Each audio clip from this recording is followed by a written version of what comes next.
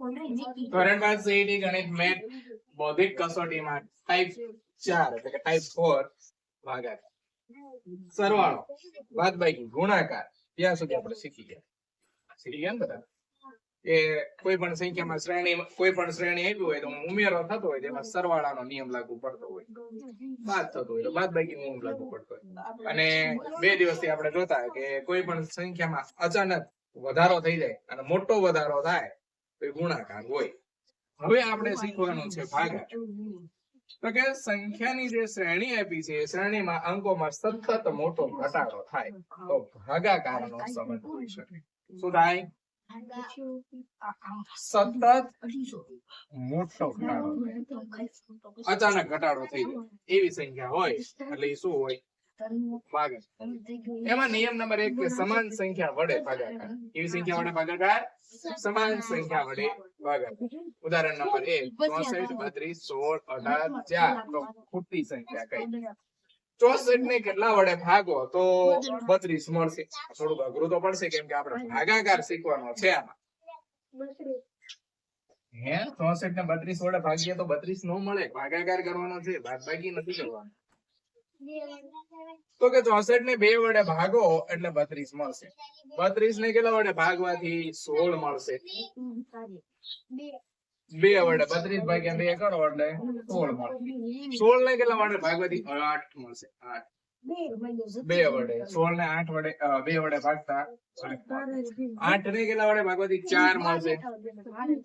2 વડે એને પણ 2 વડે ભાગી દઈએ. તો હવે અહીંયા તમે સંખ્યા જુઓ 2 2 2 2 તો હવે કોણ? 2 4 ને 2 વડે ભાગો જવાબ કેટલો મળશે? 2 બરાબર છે. 4 ને 2 વડે ભાગતા જવાબ મળશે 2. એટલે આપણી સંખ્યાનો કે શ્રેણીનો જવાબ શું બનશે? 2. સમજાય છે? નિયમ નંબર 2 ક્રમિક સંખ્યા વડે ભાગાકાર. કેવી સંખ્યા વડે? ક્રમિક સંખ્યા વડે ભાગાકાર. હવે અહીંયા સંખ્યા મોટી છે, ખબરી આવી ગઈ. ઉદાહરણ 6000 1200 300 100 50 તો ખોટી સંખ્યા કઈ? પેલા મોટી જબરી સંખ્યા હોય એટલે તો નાની થઈ જાય. સમજાણું? પેલા મોટો જબર હાથી જેમ પેલા મોટું જબરું હોય પૂછડું કેવું હોય ના એના જેવું છે. 6000 ને કેટલા વડે ભાગવાથી 1200 મળશે. તરત આઈડિયા આવી જાય ને એ સીઈટી તરત પાસ થઈ જશે. નહીં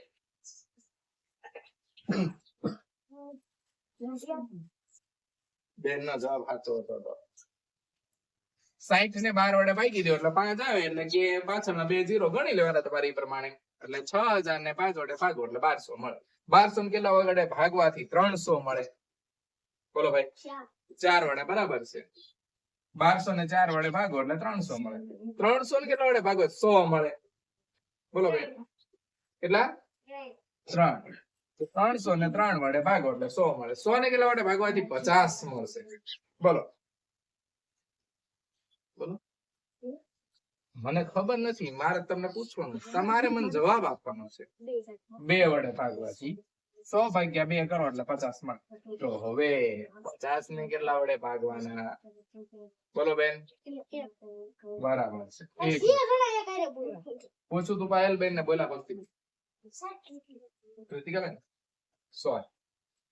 તો 50 ભાગ્યા 1 કરો તો જવાબ કેટલો મળશે? આ ભાગાકાર બહુ અઘરો છે. 50 ભાગ્યા 1 કરો કેટલા મળે?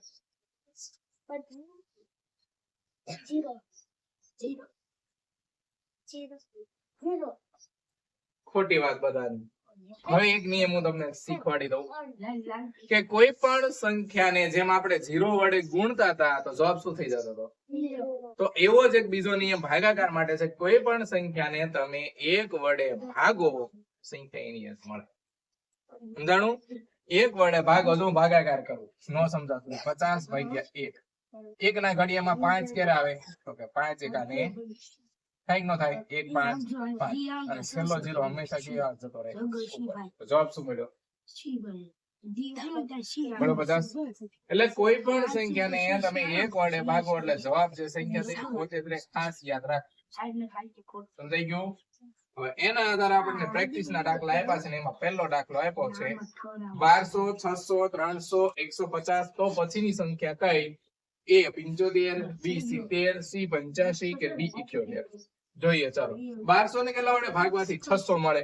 બહુ ઈઝી દાખલો છે. 1200 ને કેટલા વડે ભાગો એટલે તમને 600 મળશે. બરાબર છે. 2 વડે ભાગવાથી 1200 ને 2 વડે ભાગી દો 600 મળી જશે. 600 ને કેટલા વડે ભાગવાથી 300 મળશે. 600 ને કેટલા વડે ભાગવાથી 300 મળે? 2 વડે. બહુ સરસ. 2 વડે ભાગવાથી 300 મળે. 300 ને કેટલા વડે ભાગવાથી 150 મળે. 150. 2 વડે. 150 તાળી હતી ને બધા ઈ વડે 150. હવે 150 ને ભાગો. કેટલા વડે ભાગવાના? 2 વડે. 2 વડે ભાગતા કેટલા મળશે? કોણ મને કહેશે? તો એક વખત ભાગાકાર તમને આવડતો હોય કે ન આવડતો હોય ખબર પડી જાય. 2 વડે ભાગી. તો એ ભાગાકાર કરવા માટે 1 અંક લેવાનો કે 2 અંક લેવાના? કોણ કહેશે મને? ભાગાકાર કરવો છે આપણે 150 ભાગ્યા 2 કરવા છે. તો કઈ રીતે ઘડીએ બોલશું આપણે 2 નો? કોણ કહેશે? 2 એકાન 2 તો અહીંયા એક જ છે. સંખ્યા તો નાની છે. ટૂંકમાં ભાગાકાર જે આવડતો નથી. આવડે છે બધાને? તો ન કામ તો સીઈટી નો કમ્પ્લીટ થાય. જો અહીંયા અંક આપેલો છે એ અંક 2 છે અને અહીંયા જે અંક પહેલો આપ્યો છે અહીંયા આ બાજુ જોવાનું. આપણે સરવાળો અને બાદબાકી પાછળથી કરીએ ને એમ અહીંયા પાછળથી નથી કરવાનું. અહીં કેમ કરવાનો છે? આગળથી. અહીં જોવાનું અહીં કેટલા આપ્યા છે? 1 આપ્યો છે. 2 1 માં મોટું કોણ? 2 મોટા. જો 2 મોટા હોય એટલે કે 12 ની સંખ્યા અંદરની સંખ્યા કરતા મોટી હોય 1 ની જગ્યાએ 2 અંક લેવાના. 2 અંક લેવા કેટલા થઈ જાય?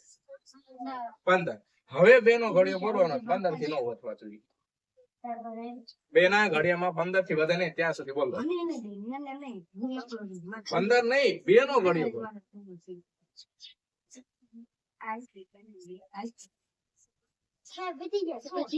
તો કેટલા આવ્યું? ક્યારે આવ્યું? હા તો કે 14 આવ્યા. કેમ કે 2 સત્તા 14 અને 2 અઠા 16 તો વધી ગયા.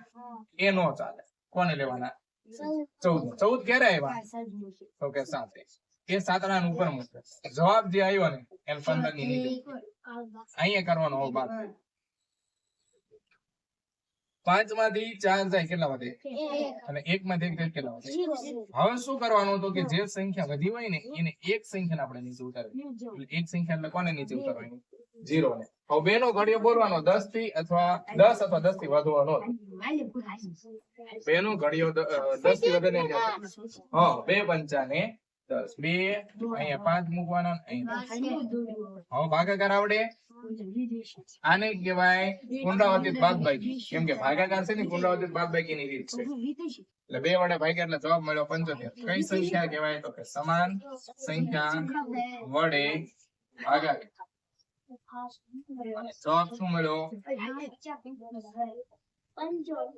75. કયો ઓપ્શન લખવું પડશે? એ 75. બરાબર. ફરી એક વખત કહો કે ભાગાકાર ખાસ શીખી લેવાના.